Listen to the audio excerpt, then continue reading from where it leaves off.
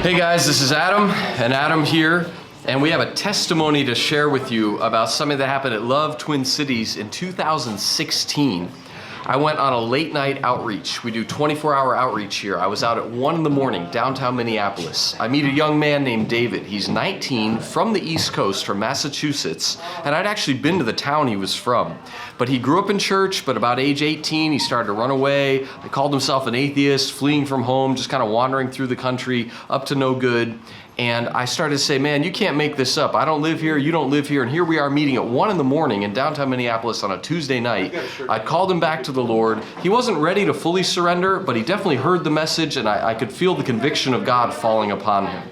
Oh my God. Yeah, then it ended up being that later on that week on an outreach, we met with the very same man. His name was David. He was homeless just recently.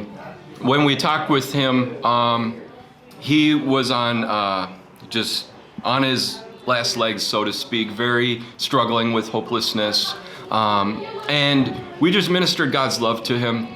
We shared with him about the power of God to change people's lives. And when we talked with him, he revealed that he was an atheist, and he said, you know, that's just your perspective. But when we really started to get to know him, he talked about how he had fled from his home church states away. And we ended up saying to this brother, David, how has the enemy so deceived your heart that you believe all these awful things about yourself and you even want to take your own life? And it ended up being that one of the people on our team had a very similar life testimony to this David. And he was able to disciple David over the next several months. But at the end of that encounter, David was ready to give his life back to Jesus. Praise the Lord. And here's the kicker.